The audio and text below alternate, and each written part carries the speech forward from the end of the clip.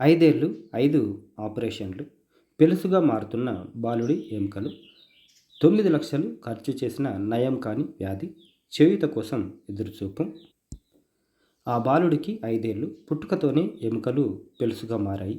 బిడ్డను ముట్టుకున్నా ఎత్తుకోబోయిన గుక్కపట్టి ఏడవడంతో ఆందోళన చెందిన తల్లిదండ్రులు ఆస్పత్రికి పరుగులు పెట్టారు.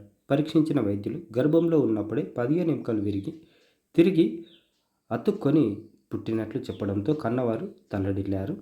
లక్షలు ఖర్చు చేసిన జబ్బు నయం కాలేదు. హన్మకొండ జిల్లా భీమదేవరపల్లి మండలం కొత్తకొండ గ్రామానికి చెందిన బాలుడి దీనగాథ ఇది. పయ్యావుల సునీల్, ప్రవళిక దంపతులకు తొలికాన్పులో మగబిడ్డ అద్వైత్ పుట్టడంతో ఎంతో సంతోషించారు. వారం రోజుల తర్వాత శిశువుకు స్నానం చేయించే సమయంలో చేయి వాపు వచ్చింది. బిడ్డ గుక్కపట్టి ఏడుస్తుండటంతో ఆందోళనకు గురైన తల్లిదండ్రులు హన్మకొండలోని ప్రైవేట్ ఆసుపత్రికి, అటు నుంచి హైదరాబాద్కు తీసుకెళ్లారు. పరీక్షించిన వైద్యులు శిశువు ఎముకల్లో సాంద్రత లేదని చెప్పారు.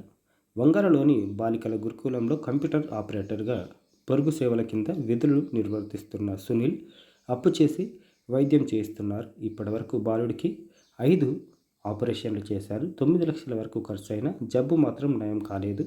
ఎముకలు తగినంత బలంగా మారడానికి 3 ఏళ్లు లేదా నిరంతరం చికిత్స అవసరమని డాక్టర్లు స్పష్టం చేశారు. వారి సూచన మేరకు 5 నెలలకు ఒకసారి జొలెడ్రోనిక్ యాసిడ్ ఇంజెక్షన్ ఇప్పిస్తున్నారు. బాలుడికి గత ఏడాది సదరం సర్టిఫికెట్ తీసుకొని దివ్యాంగుల పింఛనుకు దరఖాస్తు చేసినా మంజూరు కాలేదు.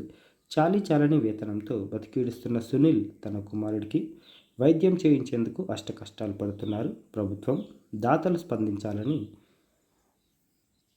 కోరుకుంటున్నారు. ఈ నంబర్లో కూడా మీరు సంప్రదించి తగిన సహాయం చేయగలరని మనవి. 9676150675లో మీరు సంప్రదించవచ్చు. మానవతా దృక్పథంతో సహాయం చేయగలరని, మీకు తోచిన సహాయం చేయగలరని మనవి.